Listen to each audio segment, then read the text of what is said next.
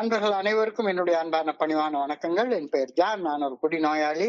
எல்லாம் வல்ல இறைவனோட அருளாலையும் தோழர்கள் இணைந்து செயல்படுவதால் நான் பெற்றுக்கொள்ளக்கூடிய அனுபவம், தெம்பு, நம்பிக்கை ஆகியவற்றாலும் இன்னைக்கு ஒரே ஒரு நாள் நான் குடிக்கல, தெளிவா, மன நிறைவா, அமைதியா வாழ என்னாலான எல்லா முயற்சிகளையும் செய்து கொண்டிருக்கின்றேன்.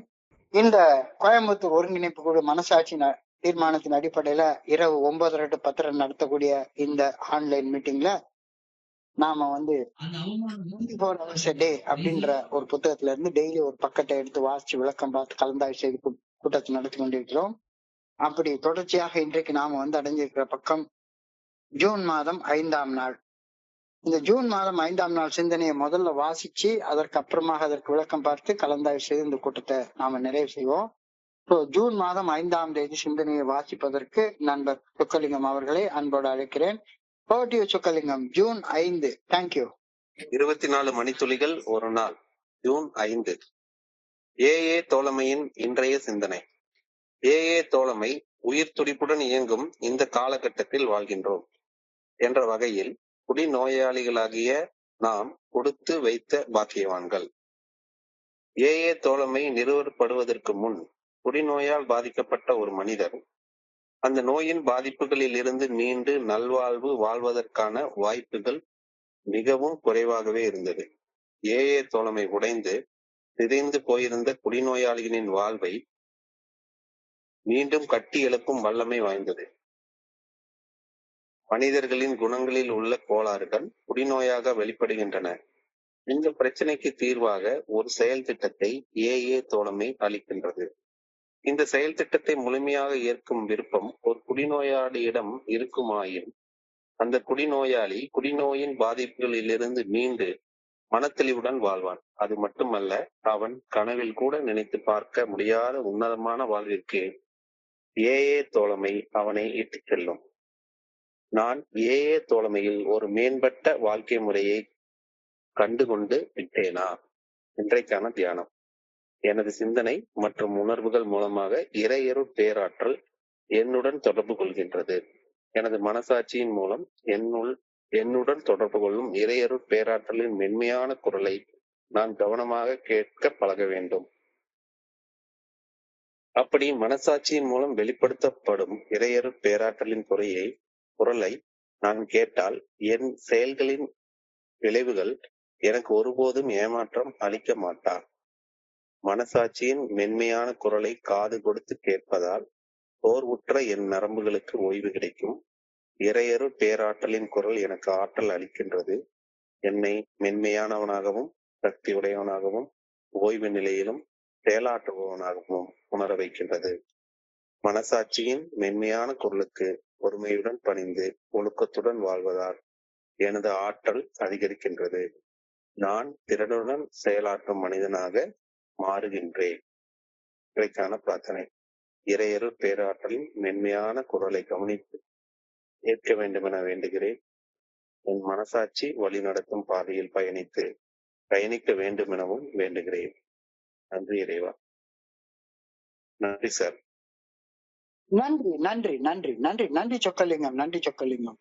நண்பர்கள் அனைவருக்கும் என்னுடைய அன்பான பணிவான வணக்கங்களை மீண்டும் ஒரு முறை தெரிவித்துக் கொள்றேன். என் பேர் ஜான். நான் ஒரு குடிநோயாளி.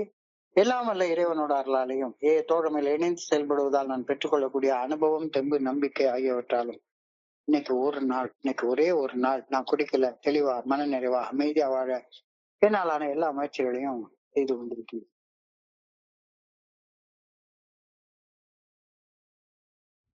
முதல்ல ஏஏ தோழமை. அந்த ஏஏ தோழமைக்கு பேரே ஒரு 5 வருஷம் இல்லவே இல்லை. 1935 doctor pop and bill W 2 பேரும் மீட் பண்ண காலத்துல ஏஏக்கெல்லாம் பேர்லாம் இல்லை. 1939 வருடம் பெரிய புத்தகம் பதிப்பிக்கப்படுற நேரம் வரைக்கும் ஏஏ புத்தகத்துக்கு ஏஏ தோழமைக்கு பேரே வைக்கல. ஏஏ புத்தகத்துக்கு தான் ஆல்கஹாலிக்ஸ் அனானிமஸ்னு பேர் வச்சாங்க. அந்த பேரும் நிறைய வகையான டிஸ்கஷனுக்கு அப்புறமாக தி வே அவுட் அப்படின்ற பேர் நிறைய புத்தகங்கள் இருக்கு, அதனால ஆல்கஹாலிக்ஸ் அனானிமஸ்னு பேர் வைக்கலாம் அப்படின்னு தீர்மானம் பண்ணி ஆல்கஹாலிக்ஸ் அனானிமஸ் அப்படின்னு நம்மளுடைய பெரிய புத்தகத்துக்கு பேர் தான் ஆல்கஹாலிக்ஸ் அனானிமஸ்னு முதல்ல வைக்கப்பட்டது. அதற்கப்புறமாக பெரிய புத்தகத்துக்கு வைக்கப்பட்ட பேரே நம்முடைய தோழமையுடைய பெயராகவும் மாறி போயிடுச்சு. ஏஏ ஆல்கஹாலிக்ஸ் அனானிமஸ் என்பது பெரிய புத்தகத்துக்கு வைக்கப்பட்ட பெயர். நான் ஏஏக்கு வந்த உடனே முத நாள் எனக்கு இந்த பிக் புக்க ஃபர்ஸ்ட் படிக்க என்னுடைய ஸ்பான்சர் சொன்ன நேரத்துல படிச்ச நேரத்துல பெரிய புத்தகத்துல 2 சாப்டர் குறிப்பாக டாக்டர்ஸ் ஒப்பீனியன், பில் ஸ்டோரி, இந்த 2 சாப்டரையும் படிச்ச நேரத்துல உண்மையிலேயே உள்ளுக்குள்ளார ஏதோ ஒரு பெரிய மாற்றம், பிரமிப்பா இருந்தது. அது வரைக்கும் நான் என்ன நினைச்சிட்டு இருந்தேன், குடிக்கிறத கட்டுப்படுத்தணும் அப்படின்னு தான் நினைச்சிட்டு இருந்தேன். ஐ ஆம் அலர்ஜிக் டு ஆல்கஹால். குடி எனக்கு ஒவ்வாது, மது எனக்கு ஒவ்வாத ஒரு சப்ஸ்டன்ஸ் அப்படின்றதெல்லாம் எனக்கு ஃபர்ஸ்ட் புரிய வச்சதே அந்த டாக்டர்ஸ் ஒப்பீனியன் சாப்டர் தான். உண்மையிலே பிரமிப்பா இருந்தது. ஸோ ஆல்கஹாலிக்ஸ் அனானிமஸ் அப்படின்ற புத்தகத்தை படிக்கும் வரை நான் குடிக்கிறதால கஷ்டப்படுறேன், குடிக்கும் அளவை கட்டுப்படுத்த முயற்சி செய்ய வேண்டும் அப்படின்னு தான் நினைச்சுக்கிட்டு இருந்தேனே ஒழிய சரியான நேரத்துல அந்த புத்தகத்தை ஆண்டவன் என்னை படிக்க வச்சார். குடி நோயின்னு ஒரு நோய் இருக்குது, அந்த நோயால நான் கஷ்டப்படுறேன், நான் ஒரு குடி நோயாளி அப்படின்னு ஒப்புக்கொள்ள ஆரம்பிச்சது பெரிய புத்தகத்தை படிச்சதுக்கு அப்புறம் தான். அது வரைக்கும் எனக்கு என்னென்னமோ தெரியும், ஆனா குடி நோயின்னு ஒரு நோய் இருக்குன்னா எனக்கு தெரியவே தெரியாது, கண்டிப்பா தெரியாது, சத்தியமா தெரியாது. அதுக்கப்புறமா நண்பர்களுடைய பகிர்வுகளை ஏஏ மீட்டிங்ல கேட்கிறப்ப 2 வகையான உணர்வு மட்டும்தான் எனக்கு வரும். ஒண்ணு, இவரை போல நான் கஷ்டப்படல, இதனால எனக்கு பிரச்சனை இல்லை அப்படின்னு நினைக்க தோணும். ஆனா அல்லது 2வது, இவரை விட இன்னும் மோசமாக நான் கஷ்டப்பட்டு இருக்கேன், அதனால ஏஏ தோழமை எனக்கு வேலை செய்யாது அப்படின்னு தோணும். ஆனா பெரிய புத்தகத்தை படிச்சுட்டு என்ன ஒரு குடிநோயாளி அப்படின்னு ஒப்புக்கொண்டதற்கு அப்புறமாக ஏஏ தோழமையின் கூட்டங்கள்ல கலந்து கொள்றது முற்றிலும் வித்தியாசமான ஒரு கண்ணோட்டத்துல நான் பார்க்க ஆரம்பிச்சேன். 1996 ஜூன் மாசம் 9ஆம் தேதி அன்னைக்கு எனக்கு முதல்ல ஏஏ மீட்டிங் வந்தேன். அப்பெல்லாம் வெறுமனே ஷேரிங் மட்டும் தான் நான் கேட்டுட்டே இருந்தேன். ஷேரிங் கேட்டா 2 உணர்வு தான் வரும். இன்னும் இவர் என்ன இவ்வளவு கஷ்டப்பட்டு சொல்றாரு, நான்லாம் இவ்வளவு கஷ்டப்படலையே, அதனால எனக்கு ஏ எல்லாம் தேவையில்ல, அந்த ஆளுக்கு தான் தேவை அப்படின்னு நினைக்கிறது. அல்லது இவரை விட நான் ரொம்ப மோசமா கஷ்டப்பட்டு இருக்கேன், அவருக்கு வேலை செய்யும் எனக்கு வேலை செய்யாது அப்படின்னு நினைப்பேன். ஆனா இந்த பிக் புக்கை படிச்சதுக்கு அப்புறமாக, என்னை ஒரு குடிநோயாளி என்று ஒப்புக்கொண்டதற்கு அப்புறமாக ஏஏ தோழமையின் கூட்டங்கள்ல கேட்கிற ஷேரிங் எல்லாமே முற்றிலுமாக வித்தியாசமான ஒரு கண்ணோட்டத்துல நான் பார்க்க ஆரம்பிச்சேன். எந்த நண்பர்களுடைய பகிர்வுகளை கேட்கிற விஷயம் எனக்கு நடக்கணும்னு தோணுச்சுதோ அப்பப்ப இனி கேர்ஃபுல்லா இருக்கணும் அப்படின்னு தோணும்.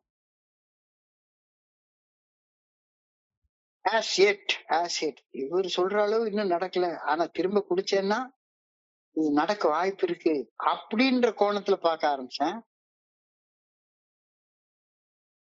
இவரு தொட்ட அடிமட்ட நிலையை விட நான் இன்னும் மோசமான அடிமட்ட நிலையை தொட்டிருக்கேன் அப்படின்ற பகிர்வுகளை கேட்கிறப்ப நான் இன்னும் அதிகமாக ஏஏ தோழமையின் செயல் திட்டத்தை இன்னும் முழுமையாக என்னை ஈடுபடுத்திக் கொள்ளணும் அப்படின்னு தோணும். ஸோ பெரிய புத்தகத்தை படிச்சதுக்கு அப்புறம் தான் இந்த பேரடைம் ஷிஃப்ட், இந்த என்னுடைய பார்வையில ஒரு மாற்றம் ஏற்பட்டது. என்னுடைய பார்வையில ஒரு மாற்றம் ஏற்பட்டது. என்னையோட மோசமான நிலைமையை தொட்டேன்னு சொல்றவங்க பகிர்ற கேக்குறப்ப, அப்பப்பா இது வரைக்கும் நான் தொடல, இனிமேல குடிச்சா அவர் தொட்ட அந்த அடிமட்ட நிலையை நானும் தொடறதுக்கு வாய்ப்பு இருக்கு அப்படின்ற நினைப்பு வரும். இல்ல இவரை விட மோசமாக அடிமட்டத்தை தொட்டிருக்கேன் அப்படின்னா அவரை விட நான் இன்னும் கொஞ்சம் முனைப்பாக தோழமையில இணைந்து இந்த ஏஏ தோழமை பரிந்துரைக்கக்கூடிய செயல் திட்டத்தை நான் செயல்படுத்தணும் அப்படின்று தோண ஆரம்பிக்கும். இன் போத் கேசஸ் எது எப்படி இருந்தாலும் சரிதான், நான் ஏஏ தோழமையின் ஆல்கஹாலிக்ஸ் அனானிமஸ் என்ற பெரிய புத்தகத்துல அந்த படிச்சப்ப எனக்கு கிடைச்ச அந்த இன்சைட் ரொம்ப பெருசு. இன்னைக்கு சிந்தனையில கொடுக்கப்பட்டிருக்கிற மாதிரி ஆல்கஹாலிக்ஸ் அனானிமஸ் என்ற பெரிய புத்தகம் பதிப்பிக்கப்பட்ட பின் நான் பிறந்ததற்காக, ஏஏ தோழமை திறம்பட செயல்பட்டு கொண்டிருக்கக்கூடிய இந்த காலகட்டத்துல பிறந்ததுக்காக நிச்சயம் நான் நன்றி கடன் பட்டிருக்கேன். நான் ஒரு கொடுத்து வச்ச மனுஷன். இதுதான் இன்னைக்கு சிந்தனையுடைய வார்த்தையா எழுதுறாங்க. We alcoholics are fortunate to be living in a day and age when there is a fellowship called Alcoholics Anonymous. We alcoholics are fortunate to be living in a day and age where there is a fellowship called Alcoholics Anonymous. Suppose நான் செத்துட்டு இருந்த அந்த காலகட்டத்துல AA தோழமை உதவி கேட்டு கிடைக்காம இருந்தா கண்டிப்பா நான் செத்து போயிருப்பேன் தானே. இப்படி ஒரு ஃபெலோஷிப் இருக்கிறதே தெரியாம போயிருந்தது. இதுக்கு என்னுடைய குடிநோய்க்கு ஒரு தீர்வு இருக்கு அப்படின்னு எனக்கு தெரியாமலே போயிருந்தா கண்டிப்பா எனக்கு சங்கு ஊதி இருப்பாங்க. அதுல டவுட்டே கிடையாது. எனவே ஏஏ தோழமை அப்படின்னு ஒண்ணு இருக்கிற இந்த காலகட்டத்துல நான் வாழ்ந்து கொண்டு இருக்கிறதுனால நான் கொடுத்து வச்சுவேன், நான் ஒரு பாக்கியசாலி, நான் ஏதோ ஒரு புண்ணியம் செஞ்சிருக்கேன் கொஞ்சமாச்சும் அப்படின்னு, நான் ஒரு அதிர்ஷ்டசாலி அப்படின்ற கருத்தை இன்னைக்கு வரியில சொல்றாரு. We alcoholics are fortunate to be living in a day and age when there is a fellowship called Alcoholics Anonymous. தோழமைன்னு ஒண்ணு இருக்கிறது தெரியறதுக்கு முன்னாடி என்னால உயிர் பிழைச்சு வாழ முடியும் அப்படின்ற ஹோப் எல்லாம் கொஞ்சம் கூட எனக்கு இல்ல. இது மறுக்க முடியாத உண்மை. தோழமை இருக்கிற செய்தி எனக்கு கிடைச்சது வாழ்க்கையில ஒரு விடிவெள்ளிய போல எனக்கு கிடைச்ச ஒரு அதிர்ஷ்டம். விடிவெள்ளின்னா என்னன்னு சொல்லுவாங்க, போல் ஸ்டார். அது கடல்ல பயணிச்சுட்டு இருக்கிற கப்பலுக்கு எந்த திசையில போறதுன்னு தெரியாது, எந்த திசையில போறது அப்படின்னு தெரியவே தெரியாது. அப்ப போல் ஸ்டார் வட துருவத்துல இருந்து இருக்கக்கூடிய அந்த போல் ஸ்டாருடைய திசையை பார்த்துட்டா அதை வச்சு இது கிழக்கு இது மேற்கு அப்படின்னு அந்த காலத்துல கேம்பஸ் எல்லாம் கண்டுபிடிக்கிறதுக்கு முன்னால காலத்துல அப்படித்தான் அந்த துருவ நட்சத்திரத்தை வச்சுதான் பாதையை நிர்ணயிப்பாங்க. இந்த ஏஏடைய பிக் புக் எனக்கு ஒரு துருவ நட்சத்திரம் மாதிரி. எங்க போறது, எப்படி பயணிக்கிறது, எந்த பாதையில பயணிக்கிறது அப்படின்னு எனக்கு குழம்பி போய் நின்ன காலகட்டத்துல இந்த திசையில போ அப்படின்னு எனக்கு 12 படிகள் அடங்கிய மீட்புடைய செயல் திட்டத்தை தொகுத்து கொடுத்து அந்த செயல் திட்டத்தின் பாதையில பயணிச்சப்போ உன்னால முன்னேற்றம் அடைஞ்சு வாழ்க்கையில நீ பார்க்காத பல உயர்ந்த உன்னத நிலைகளை அடையலாம் அப்படின்றத எனக்கு காட்டுனது இந்த ஆல்கஹாலிக்ஸ் அனானிமஸ் தான். அதுதான் இன்னைக்கு எழுதுறது. Before AA came into being, there was very little hope for alcoholics like me. மிகப்பெரிய உண்மை. அதாவது ஒரு காலகட்டத்துல பிரசவத்துல 50% மறுபிறப்பு அப்படின்னு சொல்லுவாங்க. ஒரு பெண் பிரசவத்துல பிழைச்சு வர்றது மறுபிறப்புன்னுவாங்க. இப்போ எவ்வளவு பெரிய மருத்துவ ஃபெசிலிட்டிஸ் கிடைச்சு போச்சு. இப்போ பிரசவத்துக்கு அனுப்பிட்டு நம்ம பயப்படுறதே கிடையாது. ஆனா ஒரு காலத்துல பிரசவத்துக்கு உள்ளார துடிச்சுக்கிட்டு இருக்கிற பெண் உயிர் பொழைச்சு வருவாளா மாட்டாளா, ஏன்னா அந்த கிராமங்கள்ல எதுவுமே கிடையாது. 50 to 60% அந்த காலத்துல இறந்து போயிடுவாங்க அப்படின்னு சொல்றாங்க. அப்போ women are fortunate to be living in an age where there is so much medical facilities. ஒரு காலத்துல 1930 எல்லாம் பைபாஸ் சர்ஜரி கண்டுபிடிச்ச ஆரம்ப காலகட்டங்கள்ல பைபாஸ் சர்ஜரியில சக்சஸ் ரேட்டே வெறுமனே 10% தான் இருந்தான். 90% செத்து போயிடுவாங்களாம். ஆனா இப்ப இன்னைக்கு அப்போலோல கிளியரா அனுப்பிச்சிட்டு பைபாஸ் சர்ஜரி பண்ணிட்டு நம்ம கேண்டீன்ல உட்காந்து குலோப் ஜாமுன் சாப்பிட்டு உட்காந்துருக்கோம். அந்த அளவுக்கு மெடிக்கல் ஃபெசிலிட்டிஸ் இம்ப்ரூவ் ஆகி இருக்குது. So we are fortunate.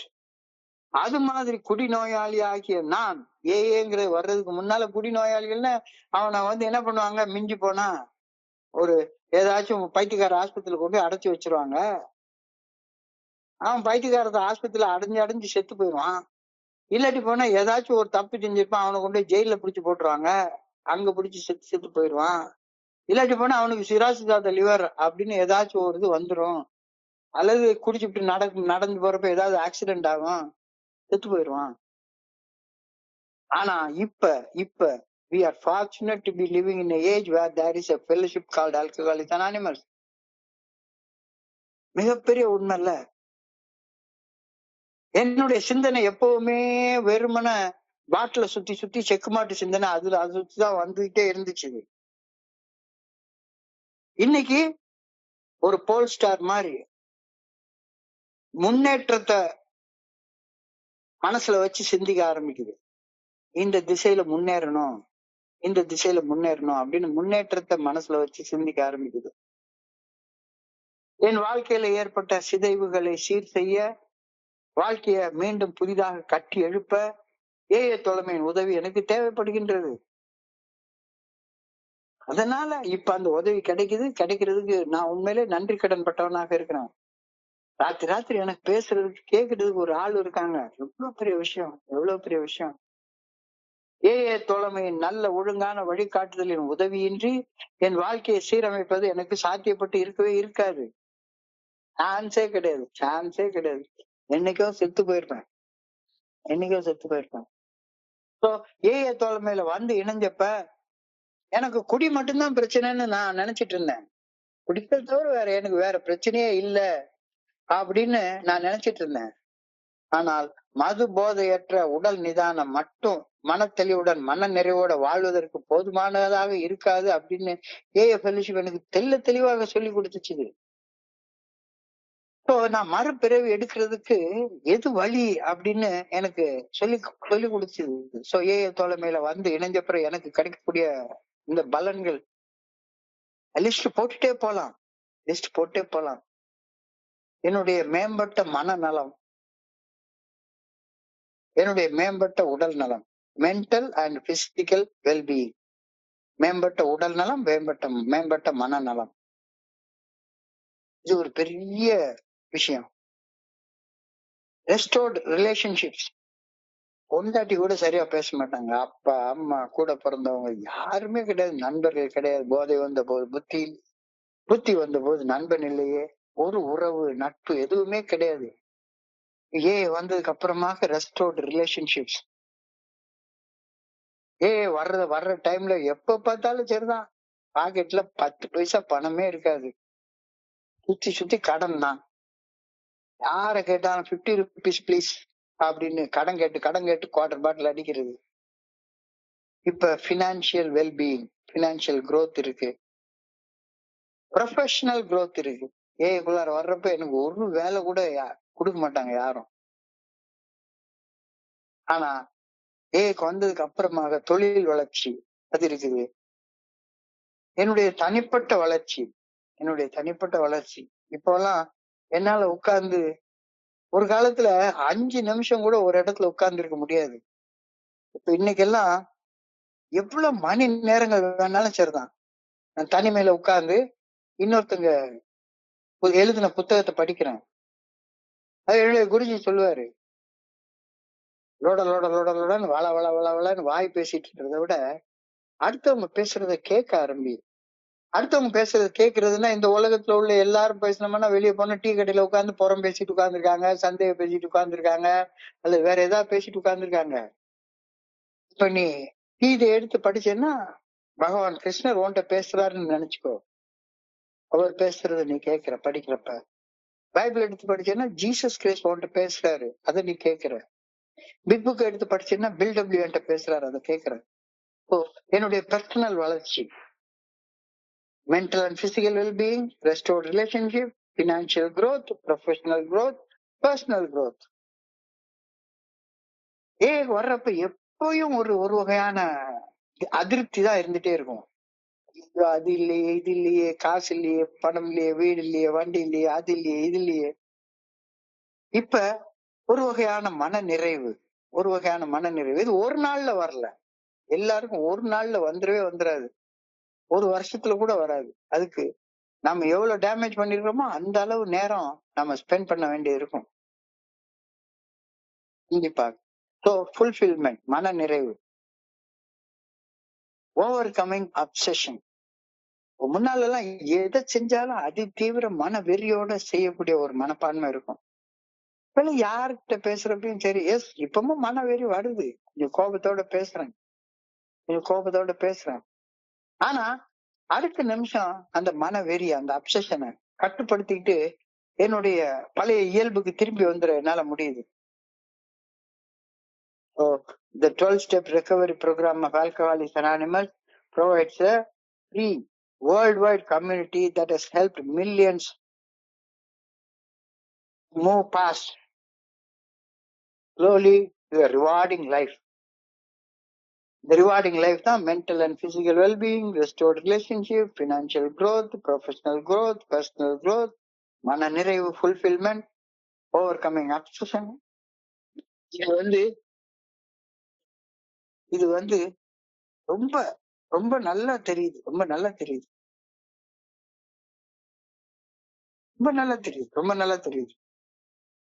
The personality problems of a man and woman expresses itself in alcoholism. AA தோழமை பரிந்துரைக்கக்கூடிய 12 படிகள் அடங்கிய மீட்படையும் செயல் திட்டத்தை வாழ்க்கையாக வாழ்வதால் மது போதையற்ற உடல் நிதானத்தையும் தாண்டி ஒரு உன்னதமான வாழ்க்கை வாழ நான் உதவப்படுகின்றேன். இத இன்னைக்கு சிந்தனையில அழகா சொல்லிட்டாங்க. வெறுமனே நம்ம குடிக்கிறது நிறுத்துறது மட்டும் இல்ல, குடிக்கிறது நிறுத்துறதையும் தாண்டி ஒரு மன தெளிவுடனான வாழ்க்கை வாழ்வதற்கு நான் வழிகாட்டப்படுகின்றேன், உதவப்படுகின்றேன். Personality problems of men and women என்னன்னு பார்த்தா அதோடைய வெளிப்பாடுதான் ஆல்கஹாலிசம். ஆல்கஹாலிசத்துடைய வெளிப்பாடு குணக்கோளாறுகள் இல்ல. நான் குடிச்சதுக்கு அப்புறம் குணக்கோளாறு பிடிச்ச மனுஷனா மாறல. சின்ன 6ஆம் கிளாஸ்ல இருந்தே எனக்கு அந்த குணங்கள் கோளாறுகளா மாறிடுச்சு. பொய் பேசுறது, திருடுறது, இது எல்லாமே எப்பவுமே வந்துருச்சு.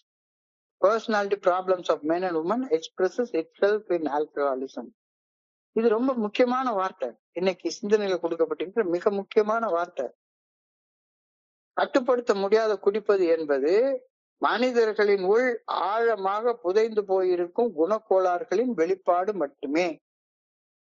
Alcoholism is the external manifestation of some deep-rooted defects of character within us. இது ஏஏ நமக்கு கற்றுத்தர்ற பாடம். வெறுமன ஆல்கஹாலிசம்ன்றது ஒரு சிம்டம் மட்டும்தான், நோயோடைய அறிகுறி மட்டும்தான். நோய் உள்ள புதைஞ்சிருக்கிற குணக்கோளாறுகள். So these personality problems are express themselves as alcoholism. கட்டுப்படுத்த முடியாத குடிப்பது என்பது மனிதர்களின் உள் ஆழமாக புதைந்து போயிருக்கும் குணக்கோளாறுகளின் வெளிப்பாடு மட்டுமே. So when alcoholics are willing to accept the suggested 12-step recovery program in all our affairs, they not only get sober but also find a much better way of living. ரொம்ப அழகாக இன்னைக்கு சிந்தனையில எழுதிட்டாங்க. தோழமையில நான் செய்ய வேண்டியது என்ன? வந்த உடனே தோழமை பரிந்துரைக்கக்கூடிய இந்த 12 படிகள் அடங்கிய மீட்படையும் செயல் திட்டத்தை வாழ்க்கையாக வாழ்றதுக்கு நான் விரும்பினா போதும், ஒண்ணுமே செய்ய வேண்டாம். விரும்பினா போதும், அந்த செயல் திட்டம் எனக்கு மேம்பட்ட வாழ்க்கைய தரும் அப்படின்னு அக்செப்ட் பண்ணிட்டு அந்த செயல் திட்டத்தின்படி வாழ்றத 2வது பக்கம் வச்சுப்போம். வாழணும்னு விரும்பினா போதும். தோழமையில் நான் செய்ய வேண்டியது தோழமை பரிந்துரைக்கும் 12 படிகள் அடங்கிய மீட்படையும் செயல் திட்டம் என்னை காப்பாற்றும் என்று உறுதியாக நம்பணும். முதல்ல உறுதியாக நம்ப வேண்டும். ஜஸ்ட் குடிக்காமல் இருப்பதால் என்னுடைய பிரச்சனை தீர்ந்து விட்டு என்று கருதுவது பாதி முயற்சி மட்டும்தான் ஆகும். பிக் புக்ல அழகாக ஒரு வார்த்தை எழுதியிருக்காங்க. half measures availed us nothing. அரைகுறை முயற்சியால் எங்களுக்கு எந்த வகையான பலனும் கிடைக்கவில்லை. half measures availed us nothing. குடிக்கிறத நிறுத்துறது, அதாவது செய்யக்கூடாத செயல்களை செய்யறது, உன்னதமான வாழ்க்கை வாழ்றதுல பாதி முயற்சி மட்டும்தான். இல்ல, கவனிச்சு பார்ப்போம். இன்னைக்கு சிந்தனையில என்ன சொல்லிட்டாங்க அப்படின்னா, குடிக்கிறது நிறுத்துறது உன்னதமான வாழ்க்கை வாழ்றதுக்கு நாம செய்யக்கூடிய பாதி முயற்சி மட்டும்தான். மீதி முயற்சியை செய்யலைன்னா உன்னதமான வாழ்க்கையை வாழ முடியாது. உன்னதமான வாழ்க்கை முடியாது. இப்ப மீதி முயற்சி என்ன? ஆதி முயற்சி குடிக்கிறத விடுறது. மீதி முயற்சி 12 படிகள் அடங்கிய மீட்புடன் செயல் திட்டத்தை வாழ்க்கையாக வாழ்றது. செய்தக்க அல்ல செயற்கெடும், செய்தக்க செய்யாமையானும் கெடும். செய்யக்கூடாது நிறுத்தியதுக்கு நிறுத்திட்டோம். அதுதான். இப்ப செய்ய வேண்டியது என்னன்னு தெரிஞ்சுக்கிட்டோம்ல, அப்ப அதை செய்யணும்ல. இதுதான் இன்னைக்கு சிந்தனையுடைய அடிப்படை கேள்வி. Have I found a better way of living? நீ வாழ்றதுக்கு மீதி முயற்சிய செய்ய ஆரம்பிச்சிட்டியா? பாதி முயற்சி செஞ்சுட்டேன். உண்மையிலேயே பாராட்டப்பட வேண்டிய ஒரு விஷயம். 1 வருஷம் குடிக்கல, மெடல் வாங்கியாச்சு. 2 வருஷம் குடிக்கல, 2 மெடல் வாங்கியாச்சு.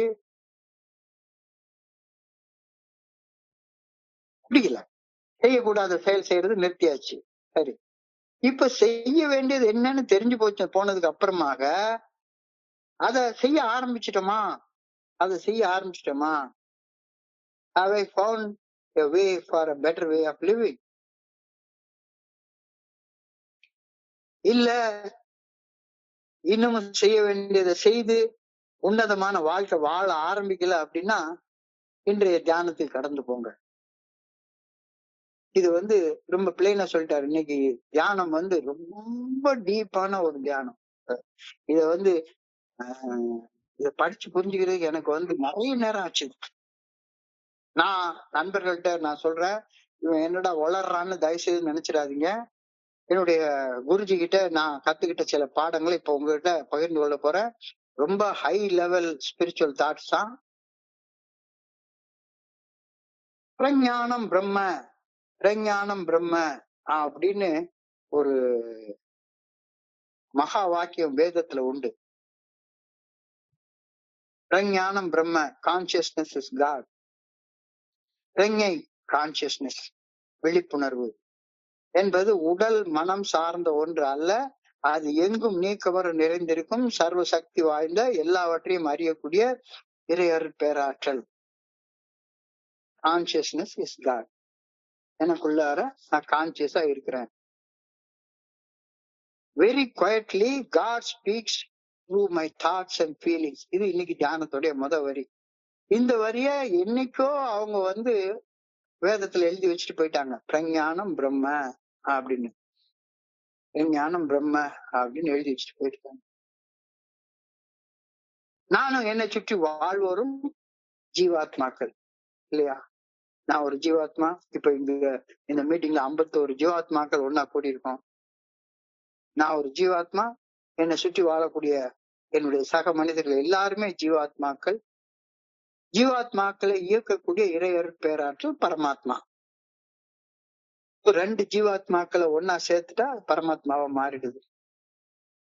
ஜீவாத்மாக்களின் புலன்களுக்கு புலப்படாத இணைப்பாற்றலே பரமாத்மா அப்படின்னு சொல்றாங்க. இது இன்னைக்கு சிந்தனையில சொல்லிருக்கு. Very quietly God speaks through that inner consciousness. எல்லாருக்குள்ளாரையும் அந்த இன்னர் கான்சியஸ்னஸ் இருக்கு, எனக்குள்ளாரே இருக்கு. ஜீவாத்மாக்களின் புலன்களுக்கு புலப்படாத இணைப்பாற்றலே பரமாத்மா. ஜீவாத்மாவும் பரமாத்மாவும் தொடர்புடைய 2 அல்ல, ரெண்டுமே ஒண்ணுதான். இதுதான் வேதத்துல உள்ள இன்னொரு பெரிய மகா வாக்கியமாக சொல்லியிருக்காங்க. அகம் பிரம்மாஸ்மி என்ற மகா வாக்கியம். நான் பரம்பொருளாக இருக்கின்றேன். அகம் பிரம்மாஸ்மி. என்னுடைய அகத்துல பிரம்மன் குடியிருக்கின்றார் அப்படின்ற ஒரு கருத்து. இதுதான் இன்னைக்கு சொல்றாங்க. God speaks through my thoughts and feelings. வேதத்துல தத்துவம் அசி அப்படின்னு கேசவன் ஒருத்தர் அவருக்கு பின்னால தத்துவம் அசி அப்படின்னு எழுதியிருக்கிறாரு. தத்துவம் அசி இது வேதத்துல உள்ள 3வது மகா வாக்கியம், பெரிய வாக்கியம். தத்துவம் அசி, நான் பிரம்மமாக இருக்கின்றேன் அப்படின்றது அதோடைய பொருள். தத்துவம் அசி என்பது ஒரு தத்துவ வாக்கியம். அந்த தத்துவ வாக்கியத்தை அனுபவ வாக்கியமாக சொல்றது அகம் பிரம்மாஸ்மி. ரெண்டு ஒண்ணுதான். அகம் ஜீவாத்மா, பிரம்மம் இறையர் பேராற்றல். இவற்றின் ஒருமையை குறிக்க பல கருத்துக்கள் எல்லா வேதத்திலையும் சொல்லப்பட்டிருக்கிறது. இந்த 4 முக்கியமான வாக்கியங்கள். அகம் பிரம்மாஸ்மி, நான் பரம்பொருளாக இருக்கின்றேன். பிரஞானம் பிரம்ம, கான்சியஸ்னஸ் இஸ் காட், விழிப்புணர்வு தான் கடவுள். அயம் ஆத்மா பிரம்ம, இந்த ஆத்மா பிரம்மனாக இருக்கின்றது. தத்துவம் அசி, அது பிரம்மம் நீயாக இருக்கின்றாய் அல்லது நீ பிரம்மமாக இருக்கின்றாய். இத சொல்லிட்டு அழகான ஒரு வார்த்தையை சொல்றாங்க. We don't have a relationship with God, we are the relationship with God. நம்ம வேற எங்கேயோ இருக்கக்கூடிய ஒரு பொருளோட நம்ம உறவு கொள்ளவில்லை. நம்மளும் அந்த இறையர் பேராற்றலும் ஜீவாத்மாவும் பரமாத்மாவும் ஒன்றாக இணைஞ்சிருக்கிறோம். நாம் இறையர் பேராற்றலும் வேறாக தொடர்பில் இல்லை. நானும் இறையர் பேராற்றலும் ஒன்றிணைந்து ஒன்றாகவே இருக்கின்றோம். எஸ், இந்த இருத்தல் இத இன்னைக்கு சொல்லியிருக்காங்க. இதெல்லாம் என்னடா இது நான் ஒரு நண்பர்கிட்ட சொன்னப்ப, சார் நீங்க சொல்றது ஒண்ணுமே புரியல அப்படின்னு சொன்னாரு. கொஞ்சம் ஆழமாக யோசிச்சு பார்த்தா புரியும். Heed the divine voice of your conscience அப்படின்றது இன்னைக்கு தியானத்துடைய 2வது வரி. Heed the divine voice of your conscience. நான் என் மனசாட்சியின் மெல்லிய குரலை காது கொடுத்து கவனமாக கேட்க வேண்டும். நான் என்னுடைய மனசாட்சியின் மெல்லிய குரலை காது கொடுத்து கவனமாக கேட்க வேண்டும்.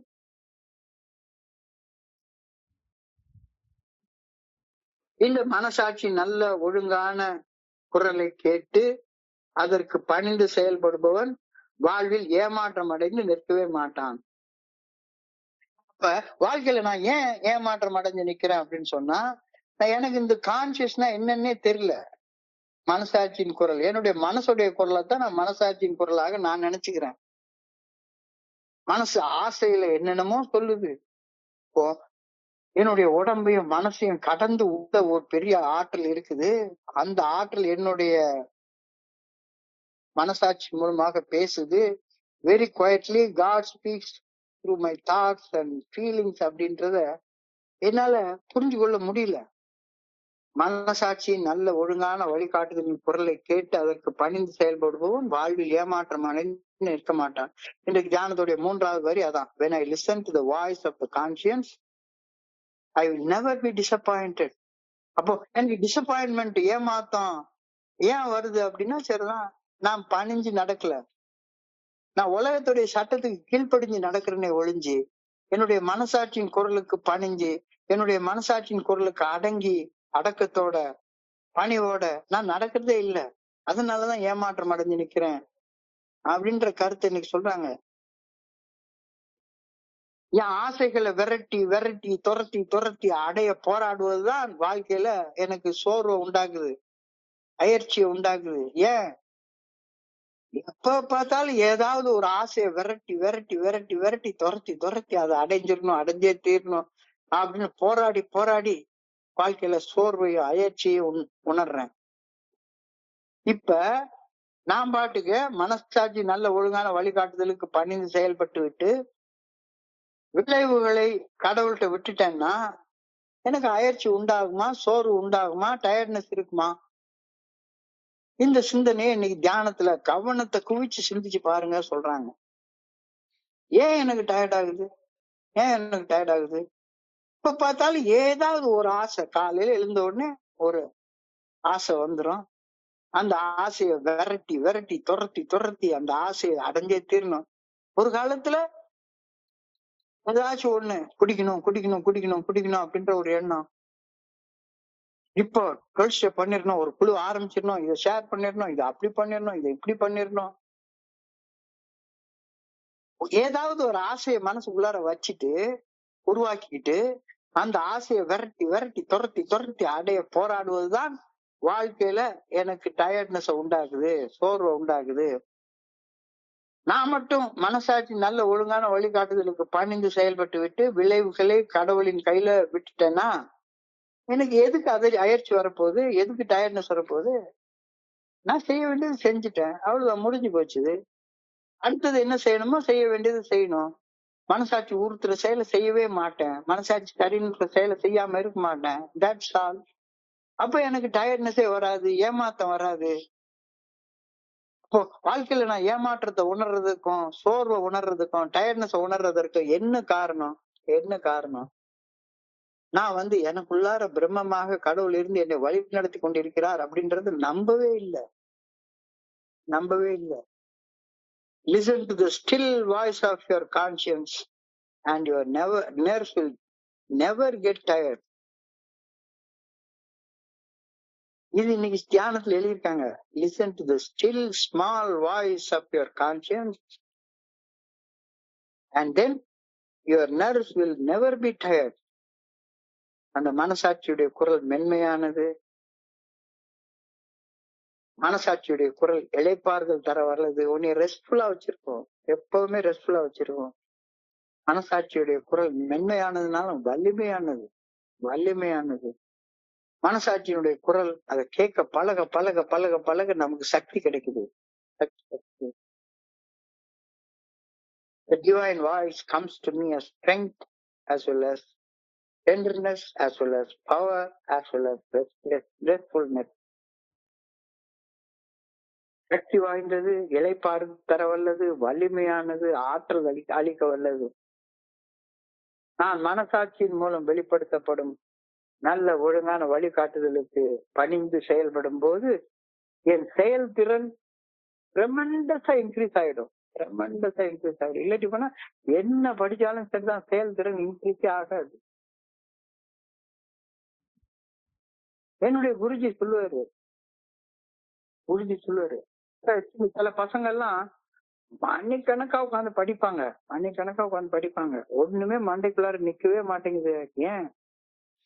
ஏன்? பர்சனல் டிசிப்ளின் இல்லாம ஏதோ ஒண்ணு பண்ணிட்டு இருக்காங்க. பர்சனல் டிசிப்ளின் இல்லாம எந்த ஒரு ஒர்க்லயும் ஒர்க் எஃபிஷியன்சி இருக்கவே இருக்காது.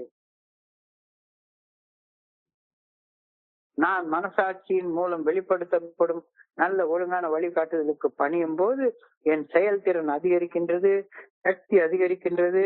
நான் செய்ய வேண்டியது ஒன்னே ஒண்ணுதான், அந்த மனசாட்சியின் குரலுக்கு செவி கொடுத்து கேட்கிறது. My moral strength derives its effectiveness from the power that comes when I patiently listen to the still voice of my conscience. இதெல்லாம்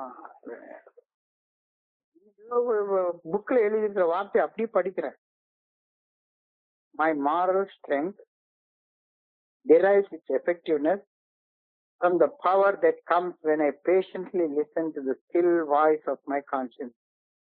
நான் மனசாட்சியின் மூலம் வெளிப்படுத்தப்படும் நல்ல ஒழுங்கான வழிகாட்டுதலுக்கு பணிந்து செயல்படும் போது, மனசாட்சி நல்ல ஒழுங்கான வழிகாட்டுதலின் குரலுக்கு அடங்கி அடக்கத்தோடு செயல்படும் போது என்னுடைய செயல்திறன் அதிகரிக்கின்றது.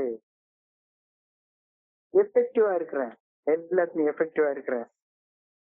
என்னுடைய செயல்கள்ல வரக்கூடிய ஆற்றல் அதிகரிக்கின்றது. அப்ப நான் செய்ய வேண்டியது என்ன? ஒன்னே ஒண்ணுதான். மனசாட்சியுடைய குரலை கேட்டு அதற்கு பணிஞ்சு நடந்துக்கோ. அதுக்கான பிரேயர்ஸ் இன்னைக்கு போறாங்க. I pray that I may listen for the still voice of my conscience which I call God. இறையர் பேராட்சியின் மென்மையான குரலை கவனித்து கேட்க வேண்டும் என ஆண்டவாவுமே பணிவோடு வேண்டிக் கொள்கின்றேன்.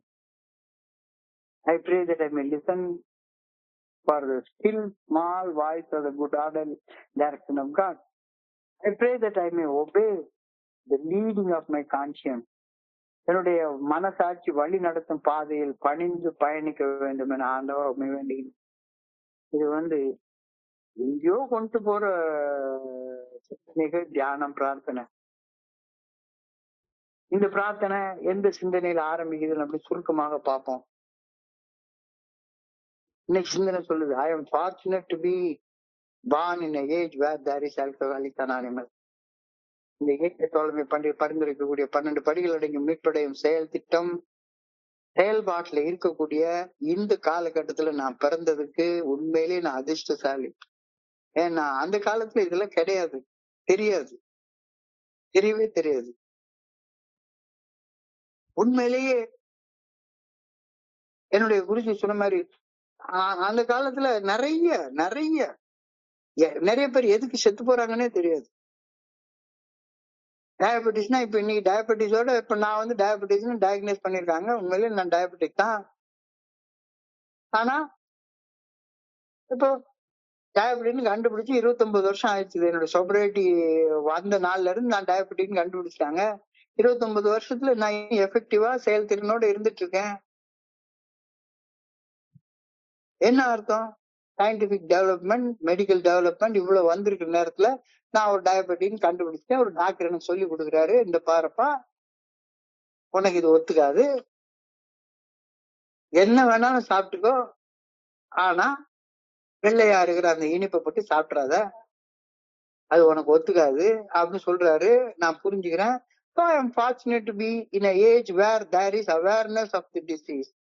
So எனக்கு இந்த பெரிய புத்தகத்தின் மூலமாக நான் வெறுமனே டயபெட்டிக் அப்படின்ற டிசீஸால மட்டும் கஷ்டப்படல, ஆல்கஹாலிசம் அப்படின்ற ஒரு டிசீஸாலையும் கஷ்டப்படுறேன் அப்படின்னு எனக்கு சொல்லி கொடுக்குது. So I as an alcoholic am fortunate to be living in a day and age where there is a fellowship of Alcoholics Anonymous.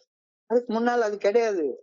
குடிநோயால உள்ளவன்னா என்ன சொல்லுவாங்க, மிஞ்சி போனா கெட்டவன், கேடு கெட்டவன், திமிரு பிடிச்சவன், பைத்தியக்காரன், இவனுக்கெல்லாம் வாழ்றதுக்கு உரிமை இல்லை அப்படின்னு சொல்லி உண்மையிலே எங்கேயாச்சும் ட்ரீட்மெண்ட் சென்டரை புடிச்சு போட்டு அடைச்சு சாவடிச்சிருவாங்க.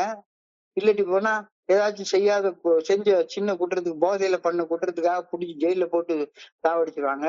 இல்லைன்னா நானே என்னுடைய லிவரை டேமேஜ் பண்ணிட்டு சிராஜ் தாத லிவரை கொண்டு வந்துட்டு மஞ்சக்காமால வந்து நானே செத்து போயிடுவேன். Before AA came into being, there was very little hope for alcoholics like me. எவ்வளவு பெரிய உண்மை. ஆனா இப்ப இப்ப இப்ப எனக்கு ஹோப் இருக்கு. என்னால இப்போ உடல் மன நலத்தோட வாழ முடியும், என்னுடைய உறவுகளை சீர்படுத்தி வாழ முடியும், என்னுடைய பினான்சியலை சரியா வச்சுக்கிட்டு வாழ முடியும், என்னுடைய தொழிலை சரியா வச்சுக்கிட்டு என்னால வாழ முடியும், என்னுடைய உணர்வுகளை கட்டுப்பாட்டுக்குள்ளார வச்சுக்கிட்டு என்னால வாழ முடியும், என்னால மன நிறைவோட வாழ முடியும். வெறி பிடிச்சதனமா பேசிட்டு வாழ வேண்டிய அவசியமே இப்ப எனக்கு கிடையாது. So I am fortunate to be living in an age where there is Alcoholics Anonymous. அது எது கொடுக்குது? 12 ஸ்டெப் ரெக்கவரி ப்ரோக்ராம் எனக்கு கொடுக்குது. அப்ப நான் ஏஏக்கு வந்ததுக்கு அப்புறமா என்ன தெரிஞ்சுக்கணும்? என்னுடைய personality problems express themselves through alcoholism. So alcoholism is the symptom of my disease. வெறுமனே சிம்டத்துக்கு மட்டும் ஒரு டாக்டர்கிட்ட போனோம்னு வைங்களேன், டாக்டர் சிம்டத்துக்கு மட்டும் மருந்து கொடுத்தாருன்னா அவர் என்ன டாக்டரு? அவர் சிம்டத்துக்கு மட்டும் இல்ல, நோயோடைய கண்டிஷனை தெரிஞ்சுக்கணும், நோயோடைய காசு தெரிஞ்சுக்கணும். காசஸ் கண்டிஷன்ஸ் அதைத்தான் ட்ரீட் பண்ண ஒழிஞ்சு வெறுமனை சிம்டத்தை ட்ரீட் பண்ணக்கூடாதுல்ல. இப்ப வெறுமனை குடிக்காம இருக்கிறது நிறுத்துறது மட்டும் பத்தாது. I should treat the cause for the disease of alcoholism, which is the defects in character. என்னுடைய அந்த குணக்கோளாறுகளை திருத்தணும் அப்படின்றது. ஸோ ஏஏ தோழமையில வந்ததுக்கு அப்புறமா ஏன் எனக்கு பிரச்சனை வருது அப்படின்னு சொல்லி பார்த்தா சரிதான், half measures availed us nothing. குடிக்கிறது நிறுத்துறதுன்றது அரை முயற்சி, பாதி முயற்சி.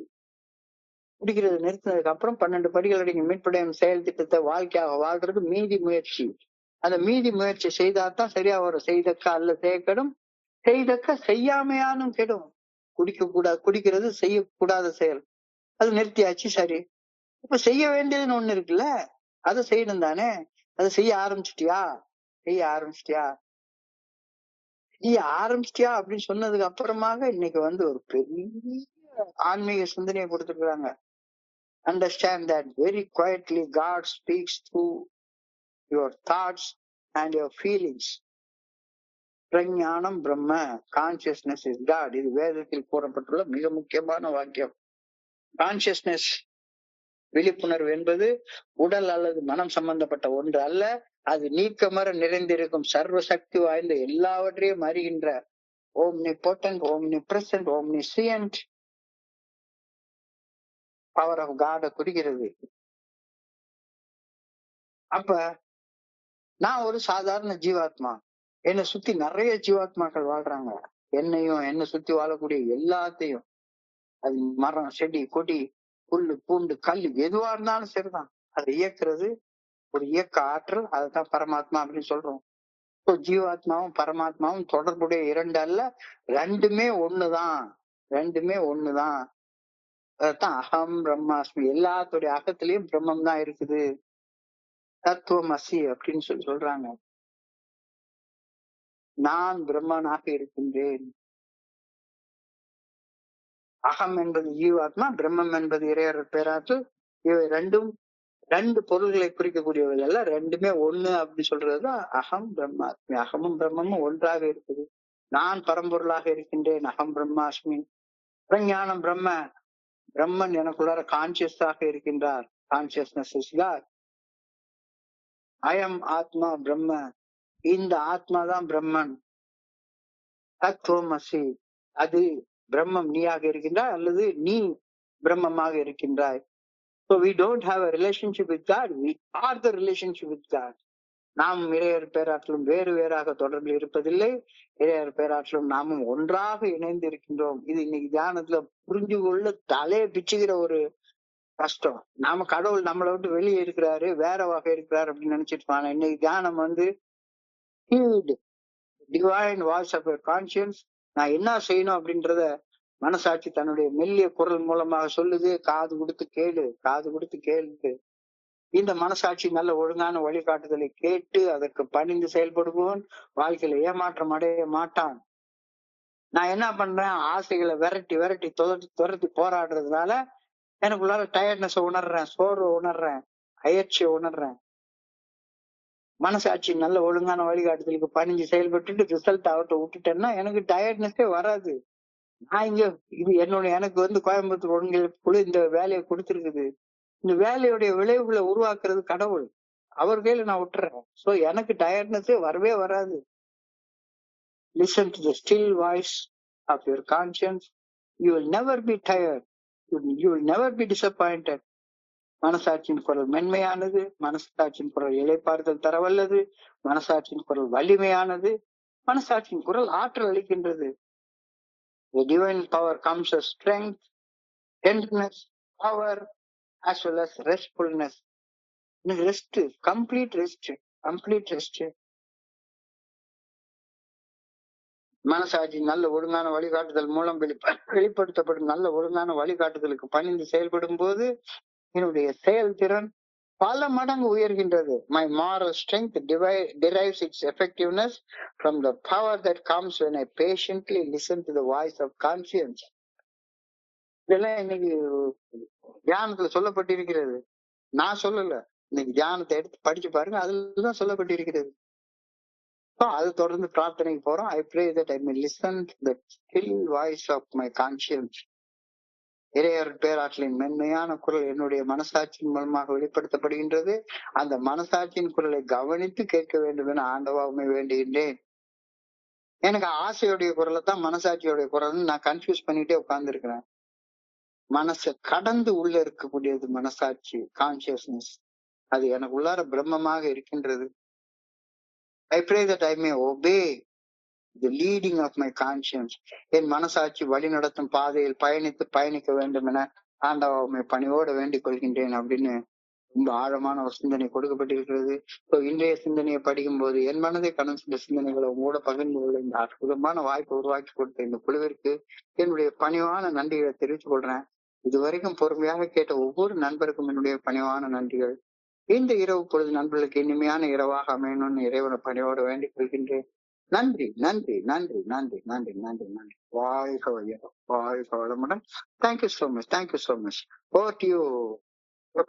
Thank you very much. Thank you very much.